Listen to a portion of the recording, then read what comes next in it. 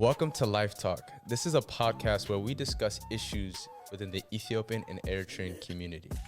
Today's conversation is about masculinity and femininity crisis within our community. If you like this t-shirt and this piece of art, get yours in the link below. Use our code LifeTalk in all caps to get a discount on all their products for things like iPhone cases, pillows, hoodies, and artwork just like this. Great. I hope this is a very real issue that is affecting and impacting every one of us. It's real. There's so much discussion going on around this feminine and masculine crisis, and it's real. It's not illusion. It's not a construct, but it's a real life issue that every young man and woman face. So I think this is very important for us to discuss and talk about, because there's so much confusion going around, being boy or girl or man or woman. So today I hope we're going to be talking in depth about this. Just give you a context, and of course we're all human beings, created in male and female, and we have our own distinctiveness, in so many ways, and currently, there is so much going on, and I see a lot of confusion, men and women going through, when it comes to this gender issue, gender identity, boys and girls, young and men and women, young adults here in the DMV area and beyond, Ethiopian, Eritreans, and even beyond. This is a global issue, there's a global hot topic that is being discussed, and dividing us so much. So in history, of course, when we look at men, there's a lot of issues when it comes to women, because when you look back in history, there's so much sexism that women were considered as inferior than men, and others out of that, we have instituted, so much harm to the life of so many millions of women around the world in history, and there's out of that, there was a movement that was trying to really, correct this, that men and women are created equal, and equal in words, in dignity, and in so many ways. So, but they are very distinct. They are very, distinct, and they're not the same. That was the movement that we had back in probably 100, 200 years ago, with a modern concept of men and women. Now, and things start to shift. So these things to start, change. That men and women are the same. They can replace one another. And with the postmodern, especially currently right now, people are confused with their own identity. Am I a man or a woman? Am I a girl or a boy? This transgender movement too, and a lot of movements here right now that we lost that binary understanding of sexuality. So let's talk about how this affect us, especially as we grow here in the United States of America or in Ethiopia. How do you see yourself, in this? Let's speak with that too.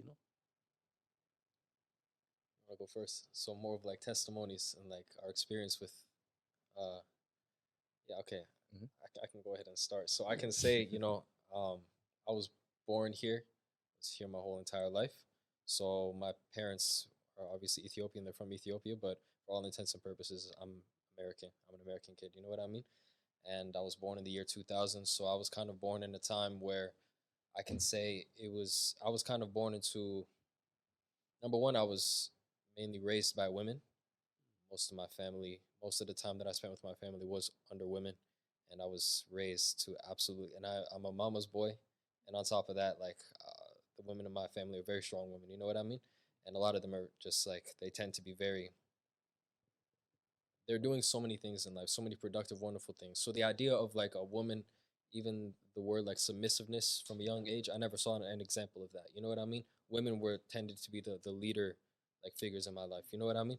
I can speak from my personal experience. That's what I saw. And then on top of that, probably we'll touch on it today, but a lot of Abasha households, the fathers, this might be very unpopular for me to say. I may regret this later, but a lot of the fathers aren't equipped like how to lead their sons in this culture here today. It's like a completely different terrain and territory.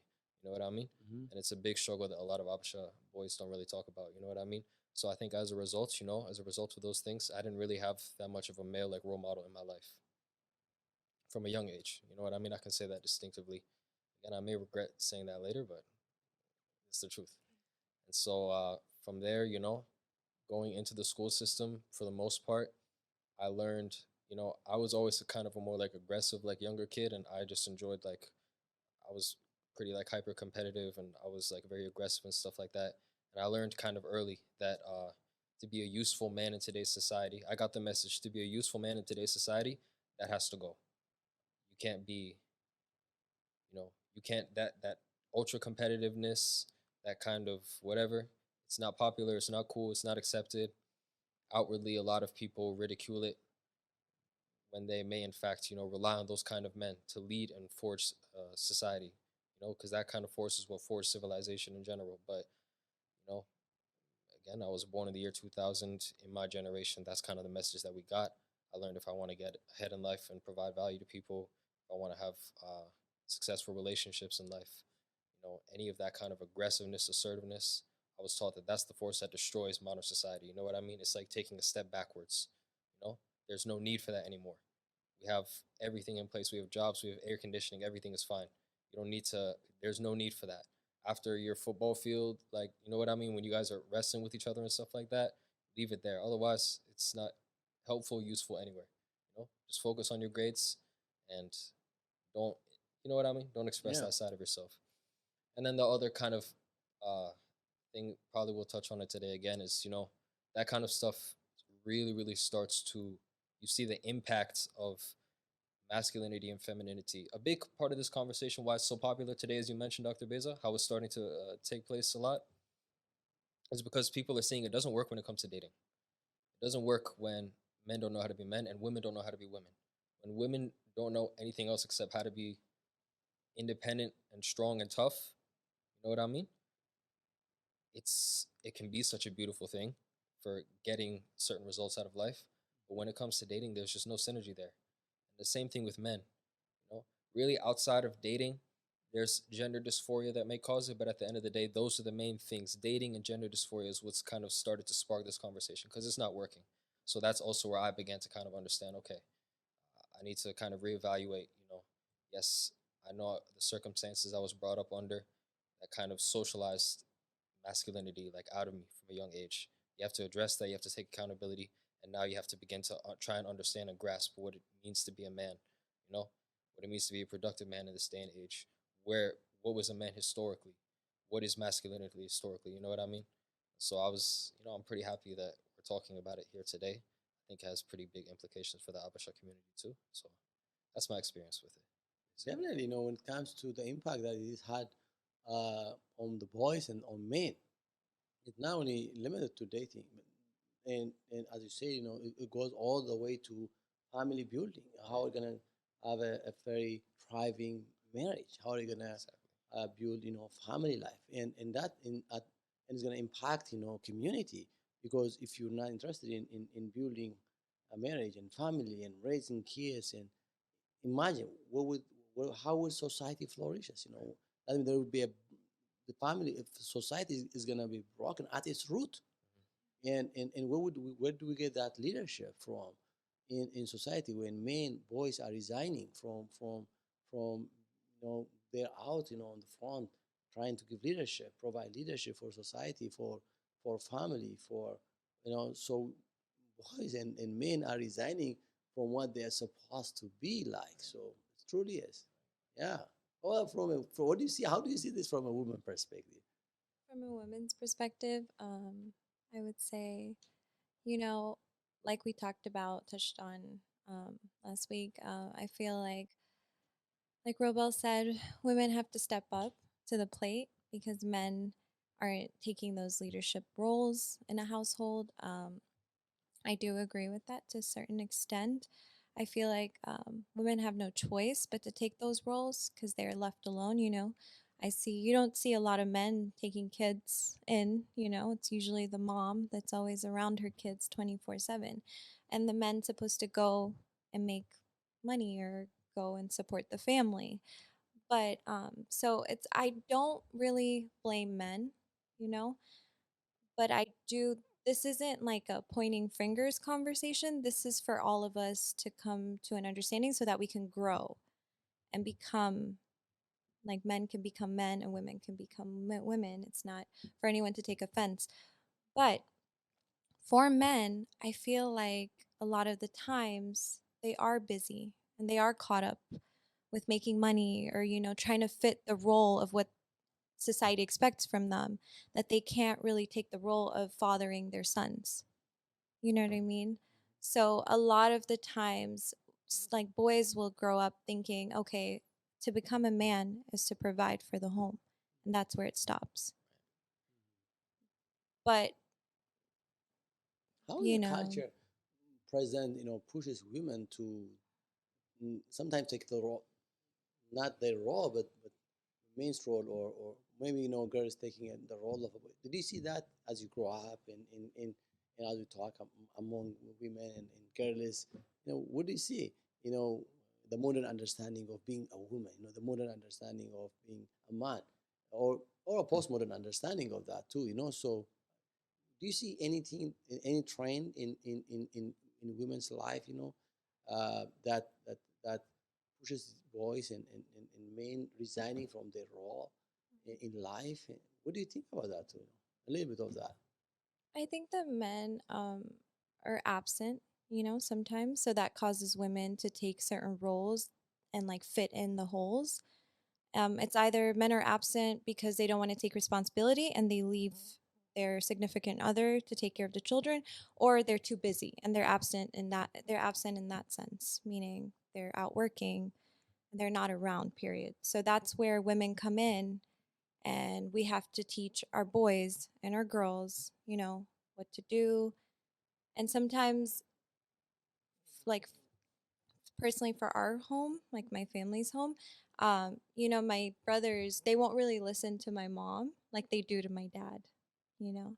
So my dad's always busy, growing up he was not really present with us just cuz of work schedules and all that stuff. So my brothers, they'll do stuff around the house, but they won't really my mom would always have to take control and do it before she tells them to do it.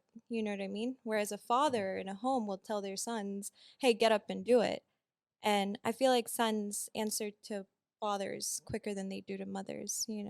So women have to live with the frustrations of having to fit those roles, when they're not being helped around the house because, they don't have like someone saying yes to them or respecting them.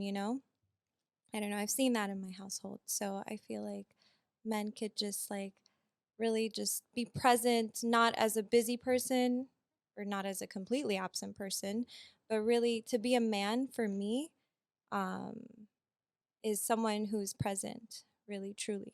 Like present, emotionally supportive. It's not just money. Being a man, like a lot of people look down on a man who stays home and takes care of the kids. They're like, you're not a real man, you're not providing. But he is providing in the sense of like taking care of the children. you know I feel like the roles, we need to identify what being a man and being a woman is first, and it isn't like making money or Mhm. providing. I mean, yes, that part is important. Of course, we have to survive, but also being present emotionally to build up their sons so that they know to love their significant others, to be present for their children, you know. And that builds people up to become better people in society, better humans, better men and women.